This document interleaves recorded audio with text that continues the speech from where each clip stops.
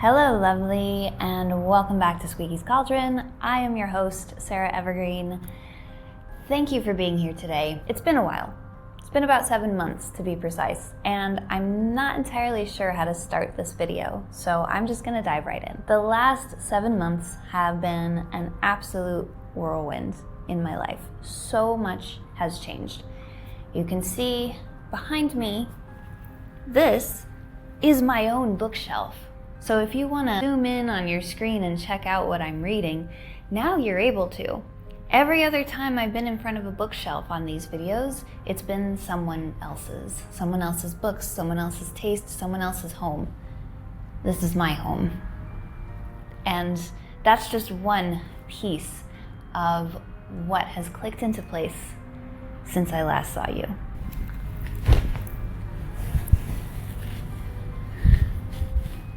What are you doing? Come say hi. Yeah. This is one of the other pieces. My sweet boy, my dinosaur. He's a crazy kitty. Every other time you've seen me with a cat, it's been me taking care of someone else's cat as I do house sitting all over the world. Last time I posted a video, I was still in Silver City, New Mexico, living with my best friend as I got ready to make a permanent, or at least more permanent, move to Dubai. Silver City is a tiny little mining town about an hour off of the highway in southern New Mexico.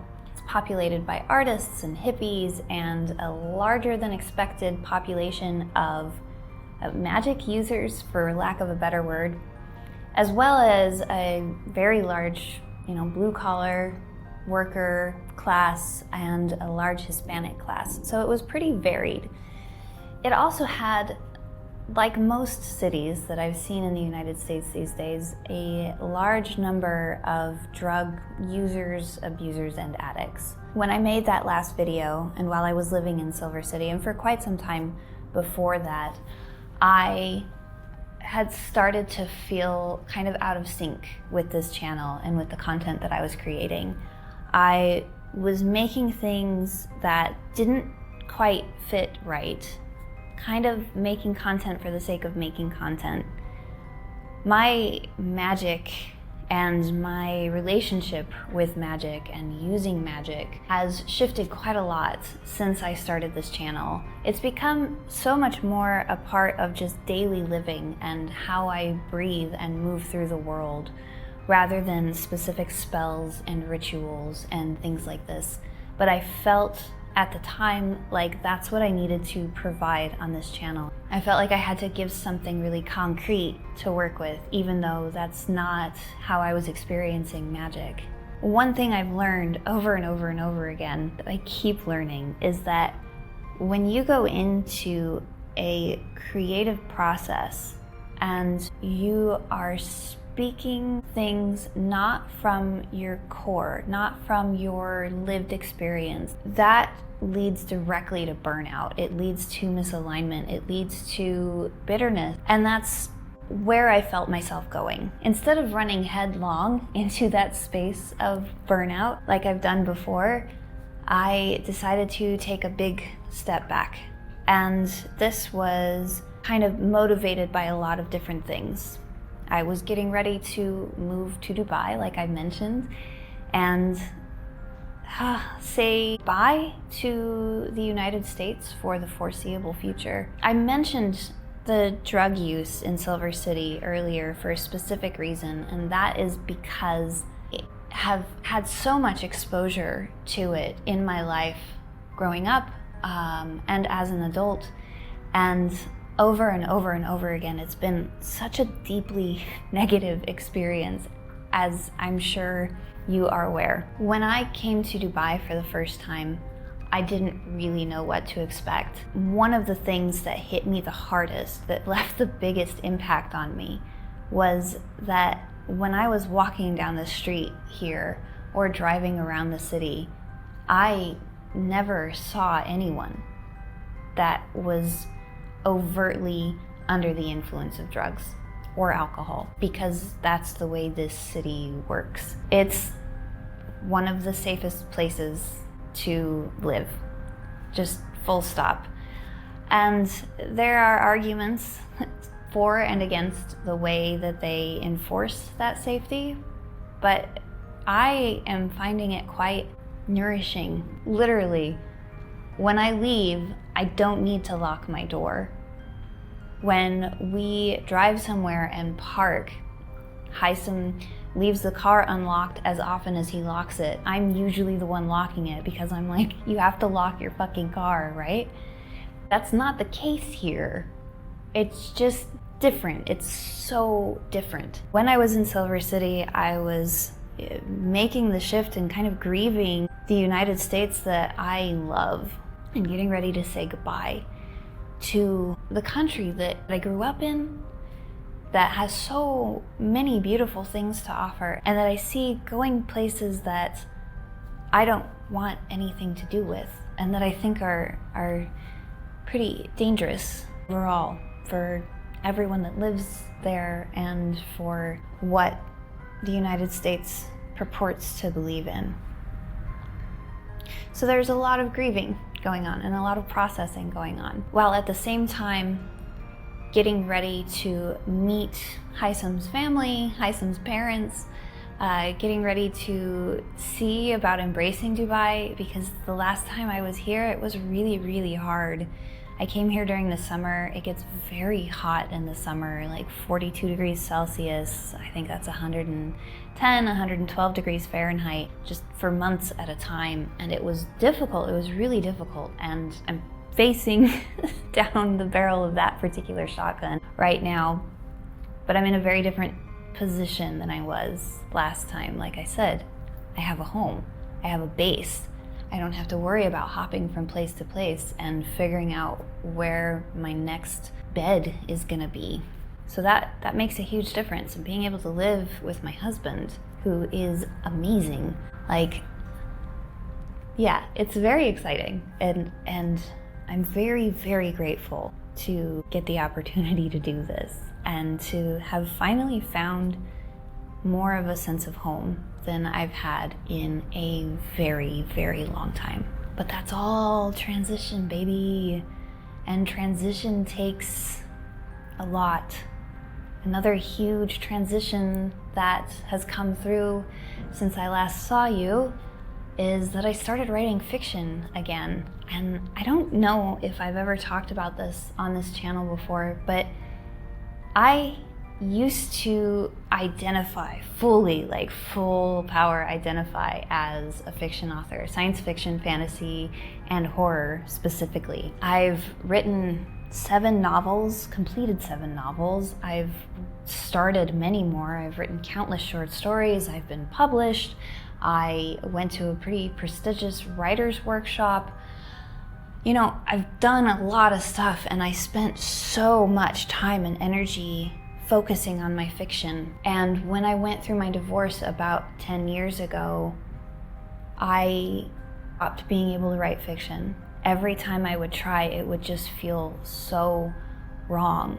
I thought that I had lost the ability to write fiction forever. Shortly before NaNoWriMo of last year, I read A Court of Thorns and Roses. Some of you may have heard of this breakaway success. If you haven't, I recommend it. They're a fun read for sure. And in the course of reading that series, I saw something there that I wanted for myself. I wanted to write again. I wanted to write a story that could move someone, that could move myself. I did a kind of journaling ritual thing with a now former friend of mine that helped to get underneath a lot of, what I'd been carrying around with my writing. There was a lot attached to my mom and my writing, and I needed to unpick that, as well as a lot attached to what success meant and where I needed to be aiming with it. So there was a lot to uncover and get rid of and find a way to align myself to move forward in a new way, in a way that was sustainable, in a way that actually fit with who I am and what I want. After doing that ritual, I did NaNoWriMo, the most controversial NaNoWriMo, in case you're familiar. And just quickly, NaNoWriMo is a National Novel Writing Month where you're challenged to write 50,000 words of fiction within the space of 30 days. And I have found, that's how I wrote my very first novel, was through NaNoWriMo, and several after that. Love NaNoWriMo. We'll see what happens next year. Fingers crossed they get things worked out. I have a tendency to get kind of binary when it comes to my identity, or maybe exclusionary, and think that if, for example, if I'm a coach, I'm a coach. That's all I am. And if I'm a writer, I'm a writer. That's all I am. And this mode of thinking came into play to keep me away from creating videos and moving back into this space. And so I've had so much identity work in the last several months. Identity work around, am I a writer? Am I a coach? Am I a magic user? Am I a YouTuber? Now I'm a wife? Now I live in Dubai. I have a 10-year visa here. All these different things needing to shift into these different places. And it was just a lot. And I couldn't figure out what I wanted to say to you. So I didn't say anything at all, which is not the best approach. But here we are. Over the last month, I have been giving so much more attention to what I want to do with Squeaky's Cauldron moving forward. I've now settled into married life. I've settled quite a bit into Dubai life, and that has helped me find more space for creativity. Also, through many conversations with my husband and my friends, I've seen that kind of binary or black and white, all or nothing thinking, and been able to tease out that that's actually not how I want to live my life, and that's not how I need to live my life. One of the things I did during all of this shifting was create another YouTube channel specifically for writing, because I love doing these videos. I love sitting down and talking to you, but I felt like bringing that kind of content to this channel, but I thought bringing that kind of content to this channel was somehow a betrayal. That's honestly what it felt like. I had to be so consistent. I had to show up one way and could only show up that way forever.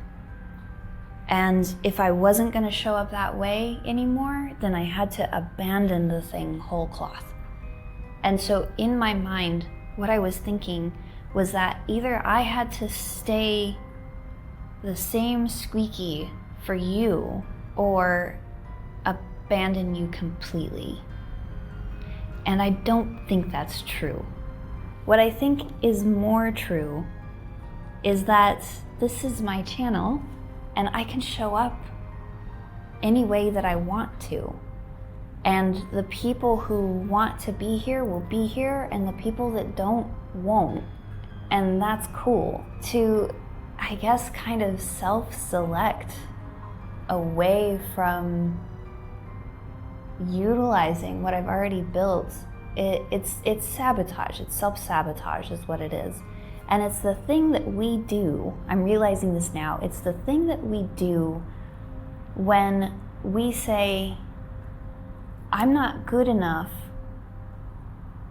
to be friends with that person, so I'm not gonna reply to their texts, or I'm not gonna reach out, or I'm not gonna, it's the thing that we do when we say, I'm not good enough to be in a relationship with that person, so I'm going to throw grenades at it until it disappears. And I know very recently what being on the receiving end of that feels like, and it's real shitty. So I don't want to do that. I'm not going to do that. What I am going to do, because showing up not as myself is the same thing. It's self-sabotage and it's dishonest, and I'm not gonna do that with you. What I'm going to do instead is show up more as my whole self rather than just Sarah Evergreen magic user. I'm going to show up as Sarah Evergreen author, Sarah Evergreen person who has opinions about being in a relationship, Sarah Evergreen person who works with magic in a way that you probably won't find in a lot of books. I'm going to show up as more of everything. And this channel is just going to, I think, become a lot more eclectic. If that's your bag, then welcome to it. Welcome to the new Squeaky's Cauldron. I'm glad you're here. I hope you stay around. I hope you share this with your friends, anybody who might get a kick out of it as well.